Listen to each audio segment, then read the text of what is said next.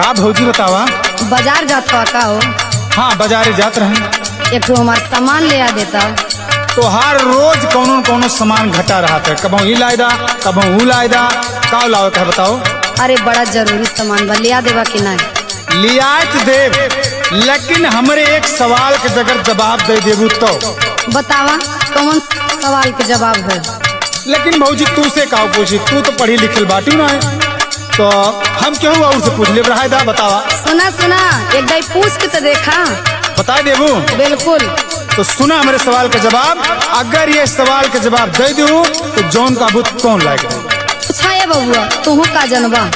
तो ले सुना भौजी।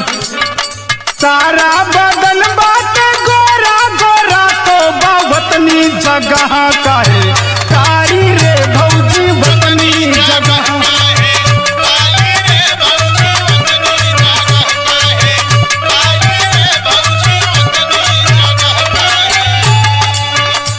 बताओ भौजी ये सवाल का जवाब दे हमका। जा ये देवर बबुआ कौन कौन सवाल पूछत हो? ले सुना। बताओ। सारा बदन बाटे गोरा गोरा, सारा बदन बाटे गोरा गोरा तो बयख के पुतरिया बाटे कारी रे देवरुआ।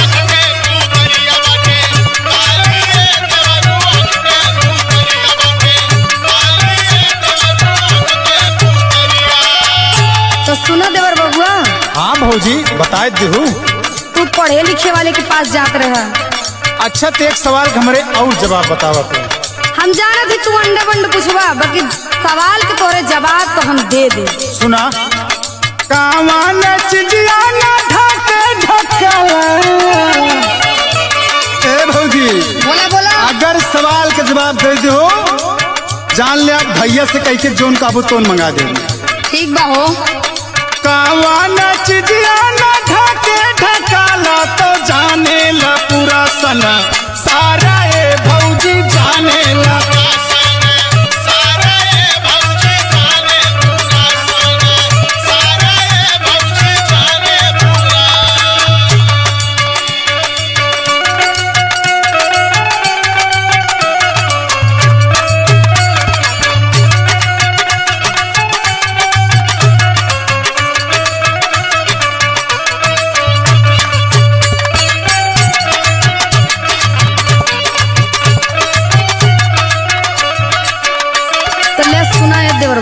बताओ। चढ़ली जमनिया ना ढके ढकाला। ये देवर बबुआ चढ़ली जमनिया ना ढके ढकाला तो जाने ला पूरा सना सारा ये देवरू जाने।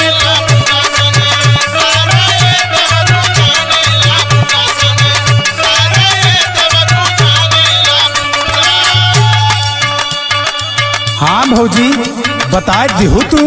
नहीं तू तो हमके अनपढ़ गंवार समझत रहला हो। अच्छा एक सवाल आखिरी हमार और बताए दा, बस मान ले तो हमार भौजाई हवा। बोला बोला। सुना। लड़किन के गोल गोल लड़का के लंबा। जा ये देवर बबुआ यो कोनो सवाल है? लड़किन के गोल गोल लड़का के लंबा का होला बतावा मजे दारा ए भौजी।